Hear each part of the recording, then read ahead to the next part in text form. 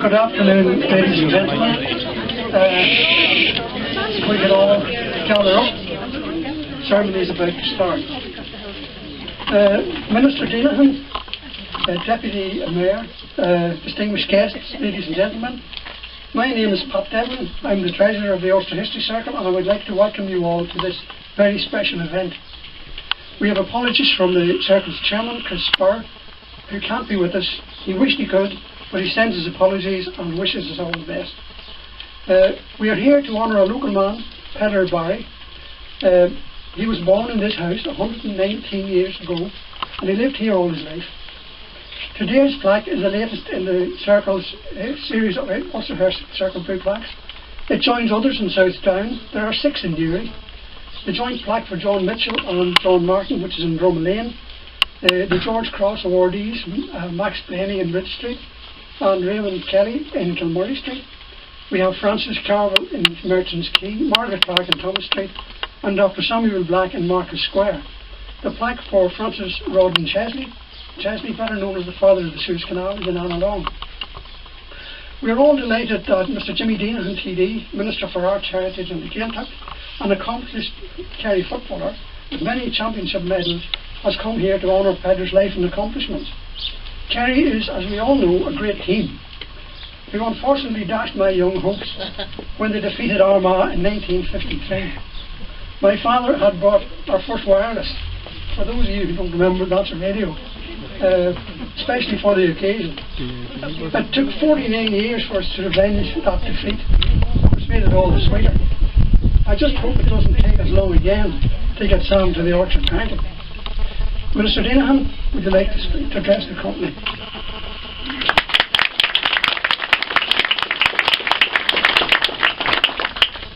Gwynúis go léir is múra stand ná meas an ócád de rúil seo agus go bannam buchas a gabháil as up to an cura húrtum gan bean seo. I'm delighted to be here with you. I'd like to recognise the Reverend Fathers here, also Margaret Ritchie and PJ Bradley and the Vice Mayor, Deputy Mayor of Newry and Morton District, Brian Quinn, and also the President-elect here of the GA, Egon O'Farrell, which indeed is a great achievement, even if you defeated a former comrade of mine with the local district team, Sean Welch, but you certainly got a great endorsement from the delegates, and the very best of luck. It's a great challenge for you, no doubt, being president of, I suppose, the major sporting organisation in Ireland, so I'm fully confident that you will match the promise that the delegates and the confidence have put in you. I'm also just delighted to be here as well and to meet, I suppose, some of the legends really of my youth, and they were, because obviously they beat Kerry at that time, and for Down to beat Kerry was the first at that particular time, and as you know, Kerry never beat Down in the championship, and that's a major achievement for Down. And I just met Joe Lennon over there, and Joe Lennon, like myself, was a PE teacher, and actually we did a project years ago on physical education in primary school. He helped me with it, and we were just pointing out the fact that there was I suppose a threatened issue with obesity at that time, and that's what happened since. So Joe was very helpful at that time, and also the great Paddy Doherty, who never missed a free against Kerry. I can never recall him anyway. And Kevin O'Neill is over there as well, and maybe there are other great footballers of that era. But that was a spectacular Down team, and I suppose they changed the course of Gaelic football, and I'm not exaggerating here at all. Even the way they dressed, I suppose, the way they lined out, the fact that they were into these diagonal runs and dummy runs and all that before their time. And the trainer of the Kerry team at that particular time was a man called Dr. Eamon O'Sullivan. Actually, he was the trainer of the Kerry team for maybe over 40 years.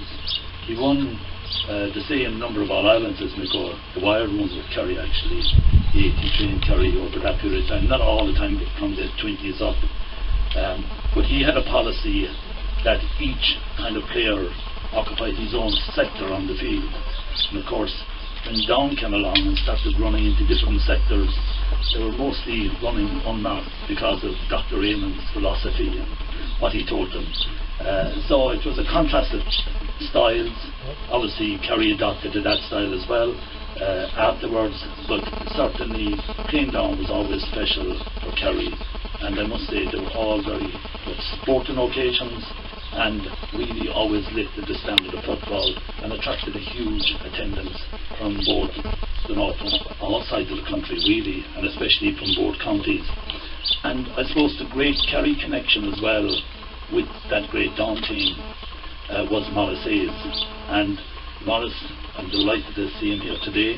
He served in the Senate down in Dublin, and while he was there, I must say, we had regular lunch together. And Maurice's mother comes from Listowel, where I come from. So, and they came up to Downpatrick, you know, they were involved in the hotel business. And he was the great connection because he took over from Peadar as secretary of the Down GA, and I understand that you hadn't too many secretaries in the Down GA. It was a kind of a job that was left to people over the years, and Maurice was his understudy for some time and then took over from him.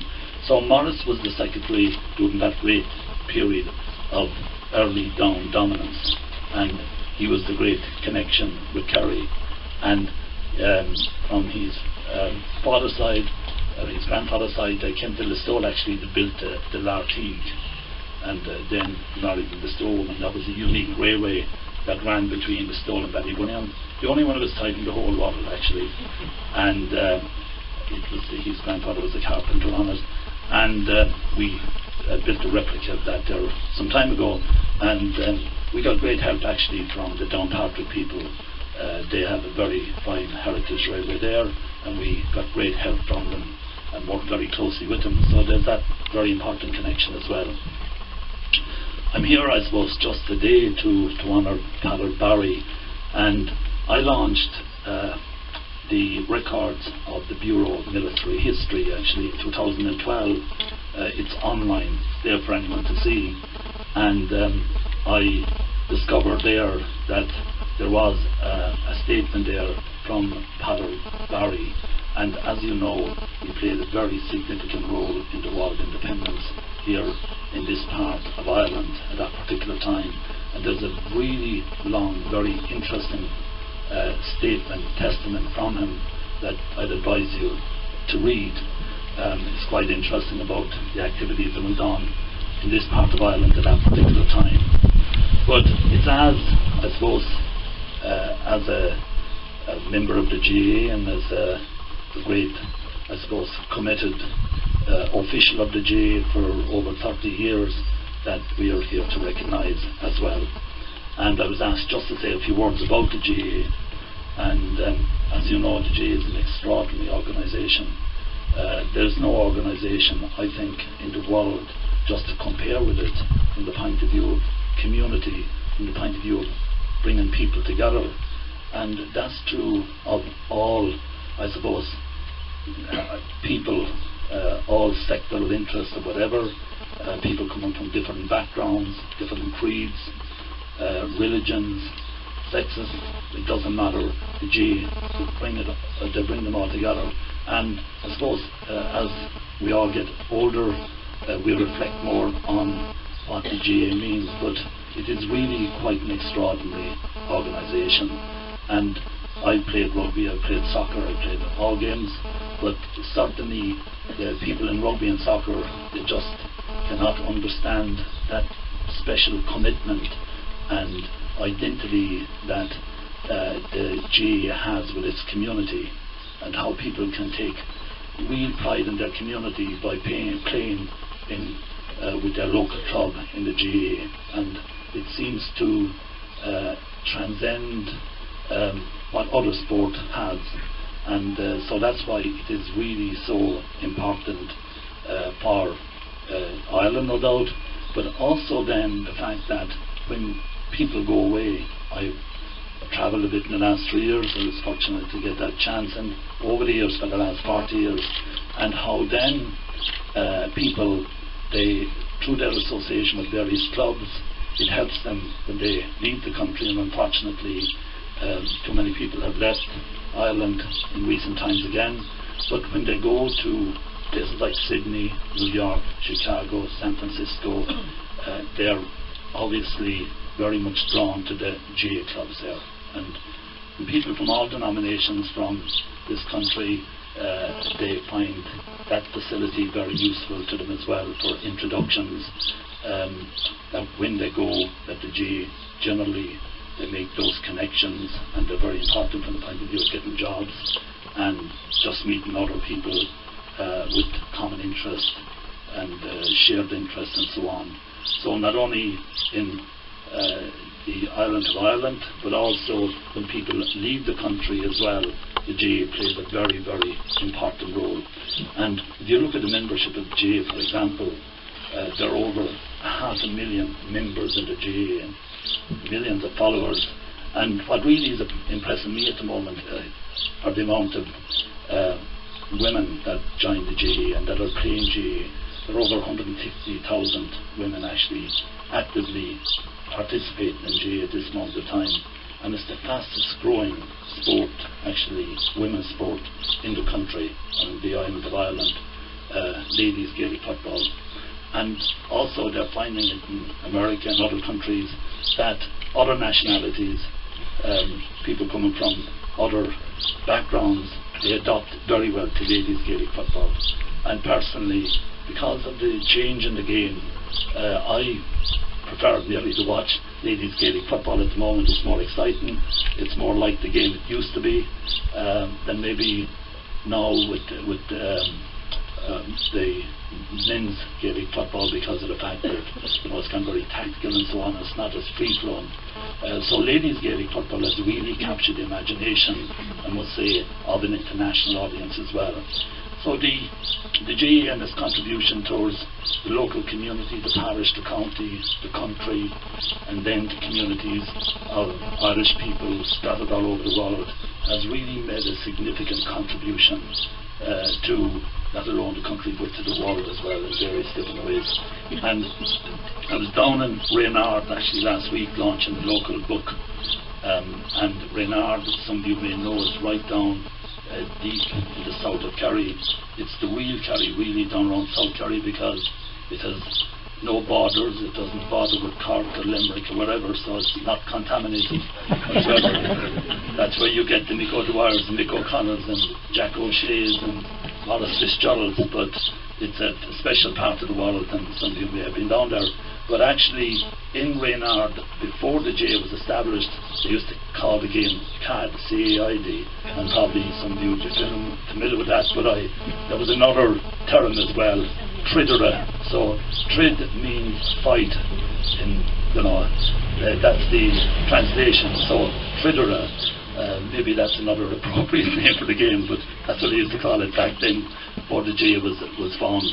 But as I say, the GA has a wonderful heritage, and we could analyse that forever.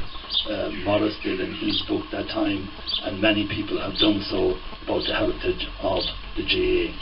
So I'm just delighted to be here with you. I was reminded by PJ that I was here in 1981 before, and we played a match. Some of you may have remembered that, down here on the pitch. It was under lights, and at that time it was one of the, let's say, maybe the few floodlit pitches in the whole country, in the whole of the island. And PJ told me that I had the cup, and I gave him the cup, and he took it all over the neighbourhood the following day, taking photographs with it, probably kind of launching his political career maybe. Not a bad way to do it. But I remember being here at that particular time, and I must say that that connection between Down and Kerry was always very positive. But we were going to Australia, and we were so confident that we were going to win the All Ireland, obviously, that we were out collecting money for it before we even left for Australia. But we did coaching as well. I remember coaching young lads up here from the garden at that time, and we had a great time here, and there was a really very warm welcome for us, as always has been the case when it comes to Kerry and Down. So, ladies and gentlemen, I'm just delighted to be here, to be part of this very, very important occasion here. And I think it's really very important as well that we do acknowledge our heroes.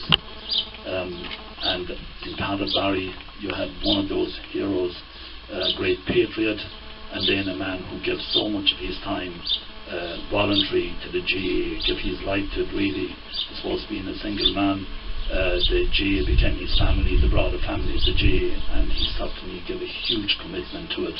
So I would like to thank you for acknowledging that and for turning out in such huge numbers here today, this hour of the day in the afternoon, and not being the weekend during the week. So it says a lot for you people here, for the respect you hold of your heroes, and especially Peadar.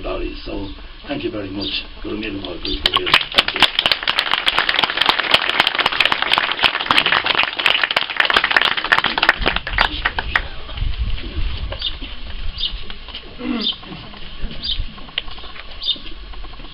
Well, thank you, Minister.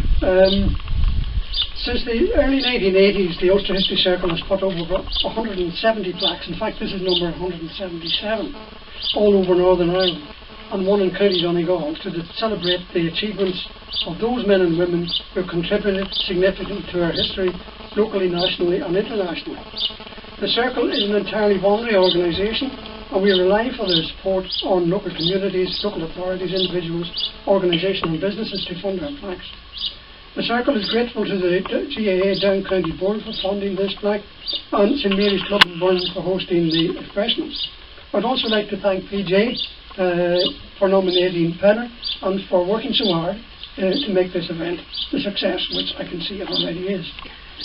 That Armagh's neighbouring County Down has had rather more success with Sam was partly down to Peadar, who coached the young Maurice Hayes in the 1950s. Maurice succeeded Peadar as County Secretary and set out a 10-year plan for the county to become the first from the 6 counties of Northern Ireland to win the All-Ireland Championship. It won its first All-Ireland in 1960, followed with further successes in 61, 68, 91 and 94. No other Northern team had won an All-Ireland title until Derry in 1993. So Maurice, would you like to talk to us about Peadar?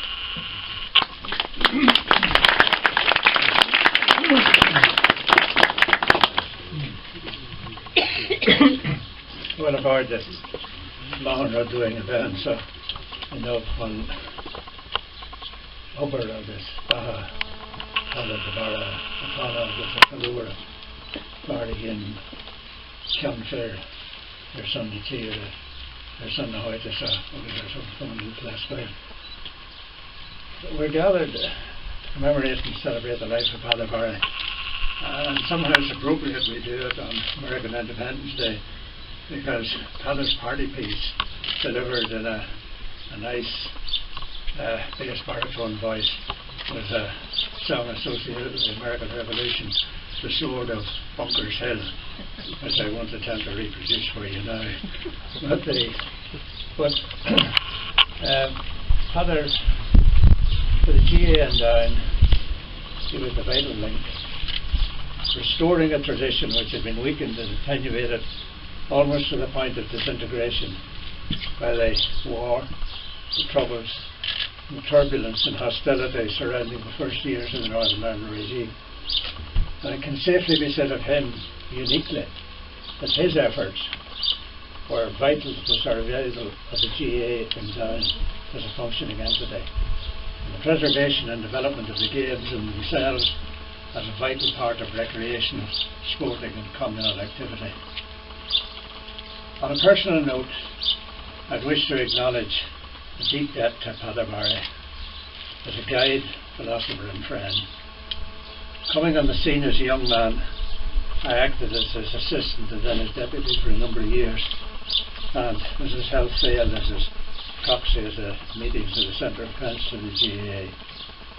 He was meticulous in his approach to administration, quiet and courteous, firm, consistent in his approach to often contentious exchanges of local sporting politics, and I learnt a great deal from him.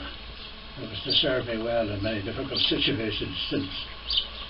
Courteous and self-effacing, he tended to let others take the credit, but his was the diplomatic skill which extracted agreement and compromise from cantankerous meetings. His the patience and persistence and disorganised discussions, the wisdom to foresee difficulties, the wit and intelligence to keep the organisation on track and focused on the goal in good times and in bad. It was a privilege to sit at his feet and to learn from him, and very often indeed at the fireside in this very house. To give some measure of his achievement in the 30 years in which he was County Secretary, we should consider the context in which he first took up office. The organisation was in tatters, the nationalist community despondent and disheartened. They had been disruption of the Great War, followed by the Troubles and the turbulence associated with imprisonment and internment of prominent nationalists and Gaels in the early years after partition. Almost single-handedly, Peadar took on the task of rebuilding an organisation. The revival of clubs, the renewal of leagues and championships, the restoration of activity in parts of the county where organised competition had all but ceased. And this required not only patience and dedication, but enormous energy and ceaseless activity on his part. A few years ago, there was the reopening of a ground in Dunsford on the other side of Ardglass, and there was a note in the programme to say that the match had been refereed by Mr. Peadar, who, it was further recorded, had cycled from Morton Point to do so. Imagine that. An 80-mile round trip on an old bicycle of those days with no gears and what have you, over bumpy roads, over a mountain range twice, and then refereeing a match as well. And that he was well known and recognised across the county for his work and his dedication is exemplified in the fact that when he was proposed for office the first time, he was proposed by his club board, which was probably no surprise, but he was seconded by Peadar, the outside side, the hurling club at that. It was for him slow and painstaking work, contending with apathy and official disapproval in the 20s, with the hungry 30s, and the disruption of the war years, which brought restrictions on travel, and without much to show for it all by way of inter-county success. An Ulster final in 1941, Junior Football All-Ireland in 1946, and a couple of Ulster junior titles. But the holy grail of senior success remained unattainable. However, to look at it that way is to present a false picture. The real work was being done below the radar, in the continuance of competitions, the formation of clubs, the extension of the boundaries of activity into new areas, the maintenance of discipline, and the raising of standards of play and commitment. The discerning eye would see, and the historian should certainly recognise, that the unspectacular and largely unheralded work at ground level was the foundation on which all future success was to be built, and without which nothing would have been possible. One man alone, carried most of the load and inspired others to follow. That man was Peadar.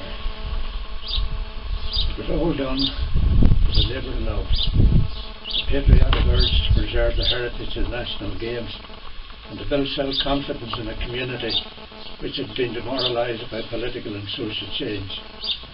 It was entirely voluntary, without remuneration, as was his work as a county councillor and as a mainstay of the local community here.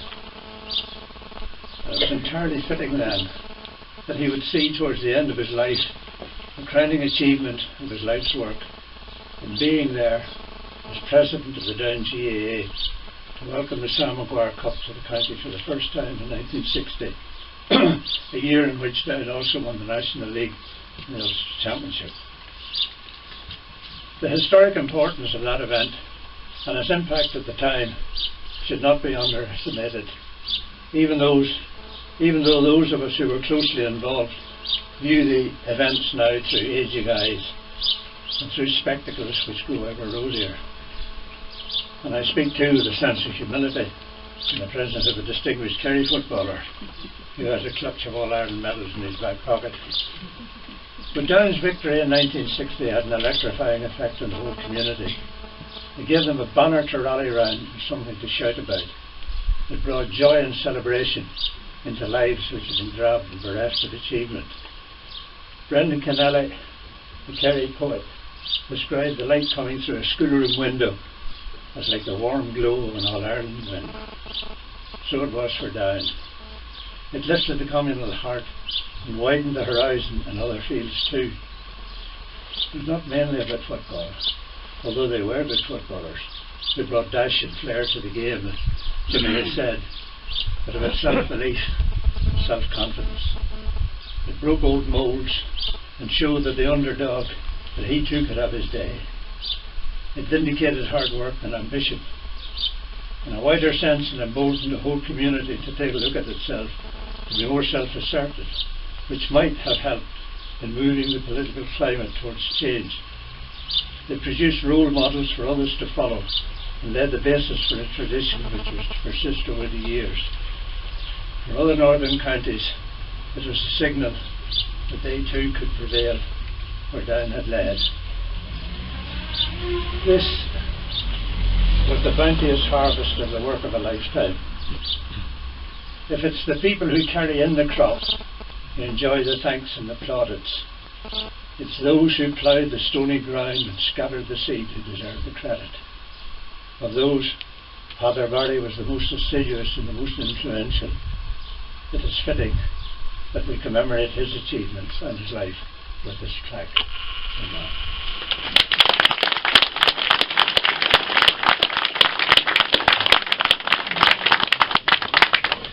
Well, thank you, Maurice, for what I found quite an inspiring address. The plaque to Peadar is the third of our GAA personalities. The plaque for one of the founders of the GAA, John McKay, a Downpatrick man, is on the Irish News building in Belfast, and that for Dr. George Sigerson is on the public library in his native Strabane. Of the 8 plaques we have for sporting personalities, it's really, I suppose, is far too few. The GAA leads with 3. There are 2 for boxing and 1 each for soccer, golf and athletics. Egan O'Farrell was elected in February as the 38th President of the GAA and takes office in February next year. The first Cavan man to be elected to the office, he was elected on the first count from a field of 3. A vivid reflection of his personality and his record in the sport. He is the first from the County Cavan to be elected to the office. He's been a member of the Ulster Council for 25 years and he has been its President since 2010. And we all wish him all the best in what is going to be quite a challenging year for him. Egan, would you like to address the group?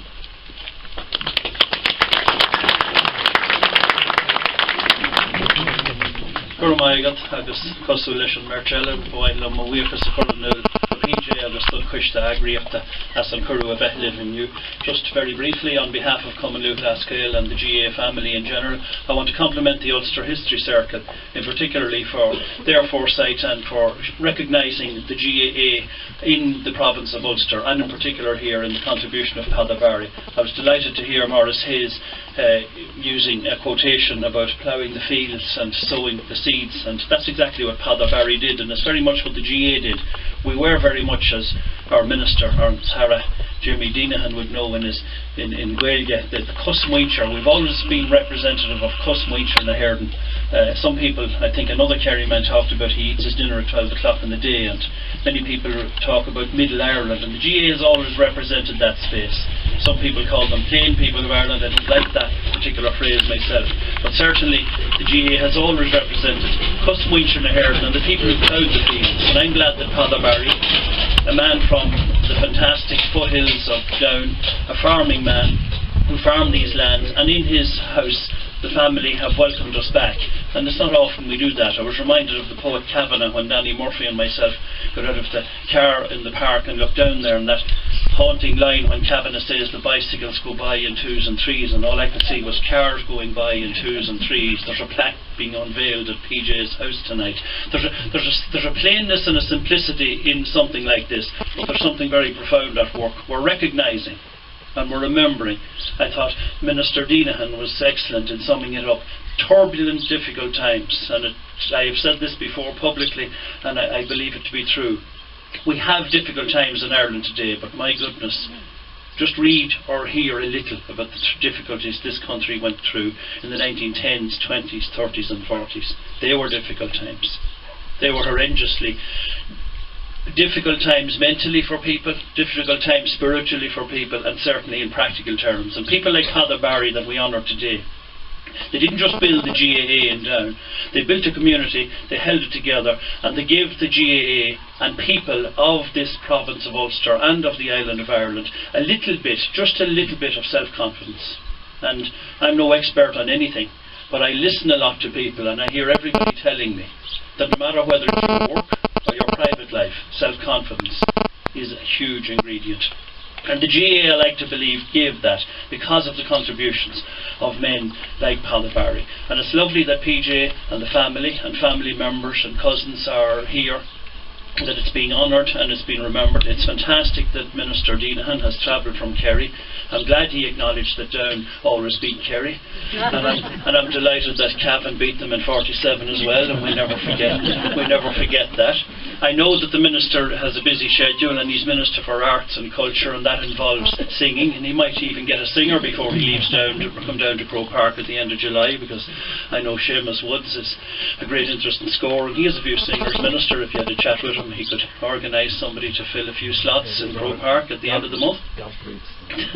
But I just want to conclude just by saying, as I said at the start, on behalf of Cumbernauld Lascale, it's lovely in the GAA. We like and we always want to be progressive. We want to do what is right for the people of Ireland. But we always know that if you're crossing a hill like we do in the Mourne Mountains here, occasionally, just occasionally, you'll never get to where you're going if you don't throw your eye back. You always need to check behind you occasionally. And it's nice that we've done that here today. And that the contributions so eloquently given to us by Maurice Hayes of men like Peadar Barry and his contribution almost single-handedly at a very difficult time in 1926 from his humble abode here at the foothills of Down, that it built something very, very, very strong, because in 1926 the GAA was practically dead in this part of the world, but yet within a very short space of about 40 years they were All-Ireland champions. And the president of Down at that time, Peadar Barry, was there to welcome Sam Maguire back. So it is possible for great things to happen. Dreams can come true with hard work, with energy, and with the obvious sincerity that men like Peadar Barry have. It's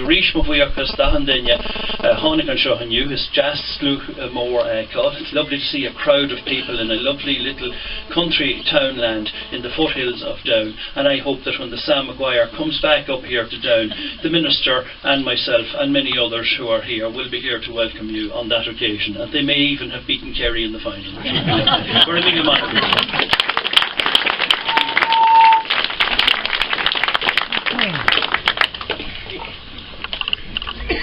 Thank you, Egan. It's great to hear from people who are high up in the GAA coming along to honour a man who has not been forgotten, but who needed to be, I think, acknowledged more than he had been.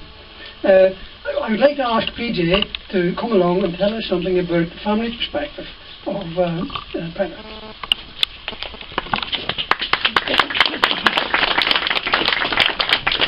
Thank you very much, Patrick. I have a speech made out, but I'm checking the sky, so I don't feel into my speech in full. But I list the names of all the workers. We'll just address you all as friends, because we're all friends in one way or another. And this is an emotional day for me too. I think of Paddy, and I don't know where to start, because I couldn't start to it, because it was the example that I followed right through my life, and I'm glad I did. I want to pay tribute first of all to the Ulster History Circle, and certainly to Patrick here for the attention he gave. A good job wasn't reversing the charges to the phone call, because I was talking to him every day, and the advice he gave me was fantastic. And both him and his chairman Chris Spurr came here and talked through the whole project, and delighted that we got to this stage. And it was first the fact that Peadar has now made that a list of unrecognised, or people that didn't get true recognition. It's there forever as long as the plaque's there. Someone was joking and said, "Does it add any money to the house?" But I don't know. But I don't think I'll be selling anything. I'm particularly pleased that the Minister Jimmy Deehan is here. I got to know the Minister quite well. I'm a member of through the Ministerial appointment actually, I'm a member of the Decade Commemorations Committee. And I just want to say he's a quiet worker. And the amount of work that man is doing behind the scenes, and particularly on them, I know I don't want to embarrass him, but particularly north, south, and reaching out to the communities on the other side, as we call it here. I spoke to members of the DUP and the Ulster unions, and I'm full of great admiration for your work, Minister, and I must recognise that. If I went round the crowd here and mention the word Jimmy Deehan, very few would mention politicians. They'd all say Jimmy Deehan, Kerry footballer, 5 All-Ireland medals. That'll be more, and then downbeaten too, of course, they'd always talk about that. From I was a very small boy playing around this house, the name Morris Hayes was just a name that I just grew up with, like Sandy Sauce and Morris Hayes. I mean, they're just names that you were taught about. And the other day I was telling, there was a young fella passing here, and I was telling him who was coming here, and I said Morris Hayes was coming. And he said, "Is that the GA man with the big mop of hair?" And I said, "That's the GA man with the big mop of hair." And then I was thinking, I wonder what really described me when you left it. But Morris, it's an absolute privilege to have you here too, with back here where you basically just said yourself, you sat on the hobs, with the hob stones here that you sat on, that open fire. So you're back after all those 50 or 60 years.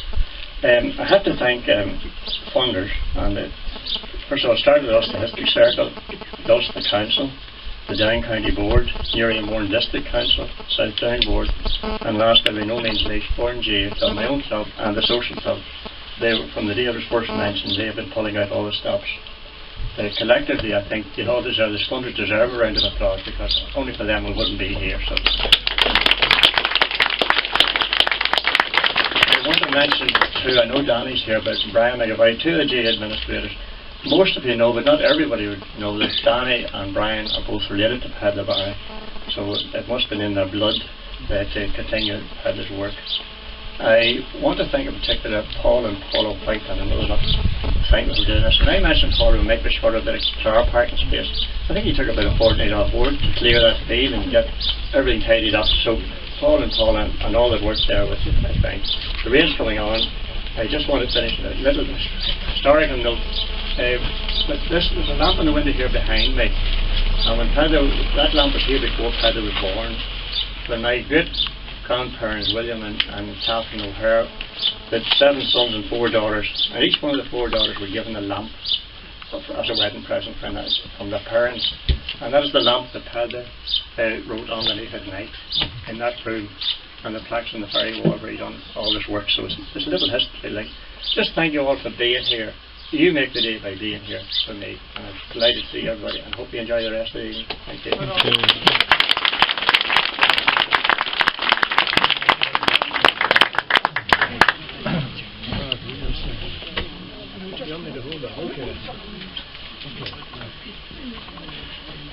Thank you, PJ. After Minister Deehan and Morris Hayes have unveiled the plaque, there will be opportunities for photographs. The celebration of Peadar's life and achievements will continue in the Burn Club immediately afterwards. Thank you all for being here today. Refreshments await in the Burn Club. Thank you.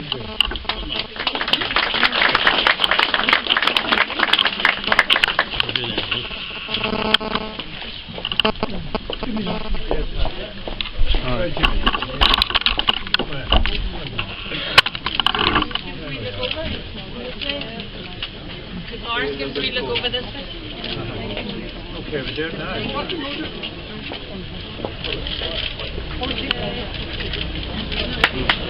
Hey!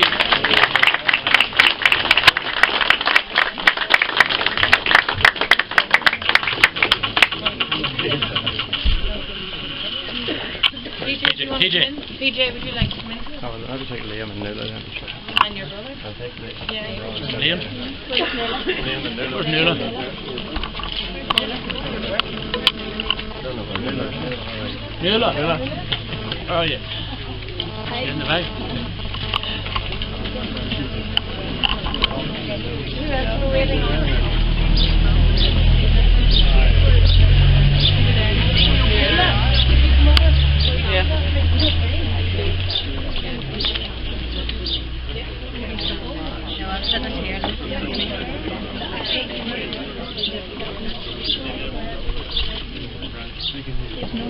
Did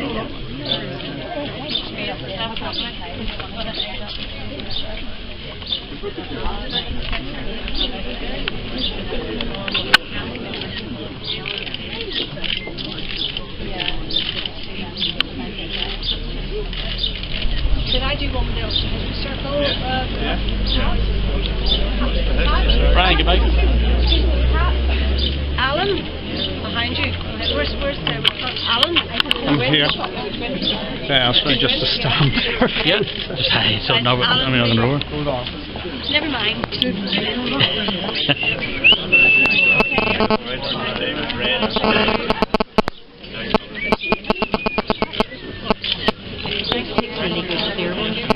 Yeah.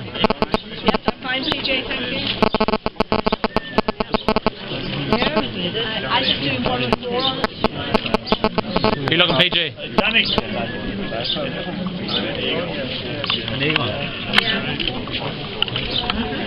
stay in there,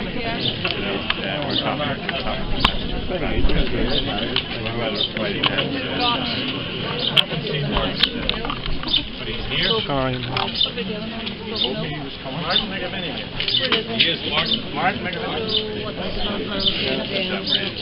Maud? Huh? Margaret Ritchie, yes. Margaret, would you win, please? Right up, thank you. Okay. No, in the middle, it's somewhere near Margaret, okay? And then Adam's Penny. Martin? Don't you want to... Bernie, looking? Yeah.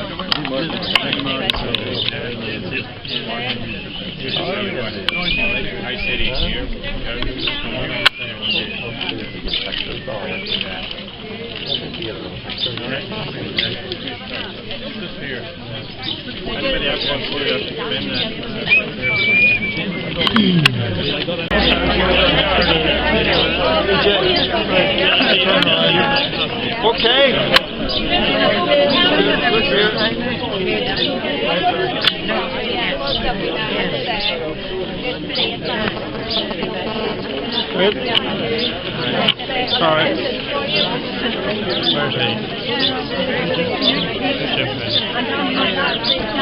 You get that on? I did, yeah. I did.